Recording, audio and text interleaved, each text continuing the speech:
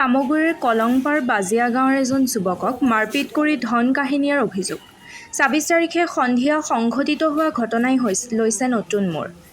কলংপাৰ বাজিয়া গাঁৱৰ আবিদুৰ ৰহমান নামৰ যুৱকজনক মাৰপিট কৰাৰ অভিযোগ গাঁৱৰে কেইজনমান লোকে। লাল মিয়া, নাজিমা খাতুন, ইলিয়াছ আনচাৰী, ৰাব্বুল, দিলৱাৰা খাতুনে আবিদুৰ ৰহমান নামৰ যুৱকজনক মাৰপিট কৰাৰ অভিযোগ। লাল মিয়া পৰিয়ালৰ লোকে গছত বান্ধি মাৰপিট কৰাৰ লগতে ৬০,০০০ টকা লৈ যোৱাৰ অভিযোগ যুৱকজনৰ।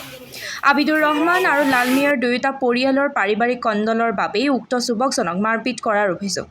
ঘটনা সন্দৰ্ভত দুয়োটা পৰিয়ালৰ এজাহাৰ দাখিল সামগুৰি আৰক্ষী আমাৰ ভতিজা ছোৱালী ফোন কৰিছে পইচা লাগে। তেতিয়া মই ঘৰত নাই, ফোন কৰি ঘৰত থৈ গৈছোঁ পইচাকেইটা। তেতিয়া মোৰ এই ল'ৰাটোৰ মাক কৈছোঁ যে পইচা ছোৱালীহঁত খুজিছে, পইচাকেইটা দি পঠিয়াই দিয়াচোন, ল'ৰা এটাক দি পইচাকেইটা লৈ গৈ আছে। সিহঁতৰ ঘৰৰ সন্মুখত যোৱাৰ লগে লগে ল'ৰাটোক ধৰিলে, এই লালমিয়াৰ ঘৰৰ সন্মুখত। পিছত বাপেক পিতেকে ধৰিলে, ধৰি পেলাই চিঞৰ বাখৰ কৰিলে। পিছত গোটেই পৰিয়াল আহিলে সিহঁতৰ ঘৰত, মাইকী আহিলে, ছোৱালী আহিলে। নি পেলাই একেবাৰে ঘৰৰ ভিতৰত লৈ গ'ল। নি পেলাই যেনেকা ৰডেৰে মাৰিব লাগে মাৰিছে, ৰডেৰে মাৰিছে, ২-৩ বাটামেৰে মাৰিছে। মাৰি পেলাই মানে একদম বেহুচ কৰি পিছত আনি কঁঠাল গছত বান্ধিছে। বান্ধি পেলাই তাতো পিটিছে। তাৰপিছত সিহঁতৰ পৰিয়ালৰ মানে গোটেইকেইটা গৈ পেলাই পিটিলে।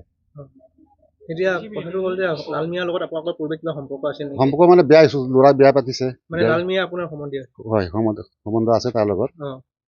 এতিয়া কথা হ'ল যে আপোনাৰ ল'ৰাটোক যে পিটিছে, তাৰ কাৰণে আপোনালোকে এফআইআৰ দিছে? এফআইআৰ দিছোঁ আমি, মঙলবাৰে এফআইআৰ দিছোঁ। ২৬ তাৰিখ এফআইআৰ দিয়া হৈছে ন? আৰু এতিয়া ল'ৰাজনে তেওঁলোকে অভিযোগ কৰিছে যে তেখেতে পইচা আৰু মোবাইলটো লৈ গৈছে। হয়। কিমান পইচা আছিলে? পইচা ৬০,০০০ আছিলে আৰু মোবাইল আছিলে। এতিয়া কথা হ'ল লাল মিয়া পৰিয়ালে আমাক অভিযোগ কৰিছিলে, আমি যোনদিনা বাতৰি কৰিছিলোঁ, তেওঁলোকে কৈছে যে সি আবিদুৰ ৰহমানে গৈ পেলাই তেখেতৰ ঘৰত গৈ শিলগুটি মাৰে, অসুবিধা দিয়ে তেখেতক। এইটো মানে সিহঁতৰ চাল, এইটো নহ'লে কেনেকৈ ধৰিব ল'ৰাটোক। সিহঁতে মেইন হেৰি বস্তুটো বনাই লৈছে যে ল'ৰাটোক ধৰিবলৈ পিটিব লাগে, সেইটো বস্তু কাহিনীটো বনাই লৈছে। তেওঁলোকে মানে কাহিনী বনাই লৈছে। আহিলে মানে সুৰুজে এইটো প্লেনটো সুৰুজে শিকাই দিছে, এই লালমিয়াৰ ভায়েক সুৰুজে মানে শিকাই অলৰেডি সুৰুজৰ বুদ্ধি সেইটো। সুৰুজে শিকাই দিছে, এইফালে দি ল'ৰাটোক হ'লেই ধৰিবি, ধৰি পেলাই কিবা এটা প্লেন লৈ যিমান পিটিব লাগে পিটিবি, পিটি পেলাই গছত বান্ধি দিবি। পিছত মই পুলিচক মাতিম। এতিয়া আৰক্ষীক কি আৰক্ষীতো কেছ দিলোঁ, ২৬ তাৰিখে কেছ দিলোঁ, কোনো হেৰি পোৱা নাই। আৰক্ষীক কি অনুৰোধ কৰিব? আৰক্ষীক অনুৰোধ এইটো যে তদন্ত কৰি আসামিকেইটা ধৰে, এৰেষ্ট কৰে। নামটো কি? আবিদুৰ ৰহমান। ঘৰ ক'ত? গল বাজিয়াগো কলংপাৰত। কি হৈছিলে? ২৬ তাৰিখ শনিবাৰ সন্ধিয়া টাইমত মই গৈছিলোঁ পইচা লৈ।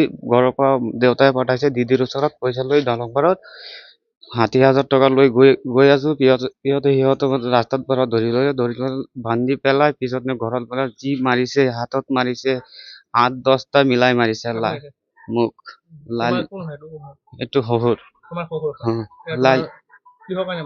সিহঁতে আগতে কেচ কাল আছে, সিহঁতৰ কেচ কাল কেচ কৰি পিটিছে মোক। পিছত ৰাস্তাৰ পৰা ধৰি পেলাই বান্ধি নি পিছত গছত বান্ধি পিছত মাৰিছে। পিছত পুলিচে আহি মোৰ গছৰ পৰা ৰছী কাটি পিছত লৈ গৈছে পুলিচে। লাইল মিয়া, নাজিমিয়া দিলো আৰু মোৰ পকেটৰ পৰা পইচা ৬০,০০০ আৰু মোবাইল দিলো আৰু বেগম সি নিছে মোক মাৰি।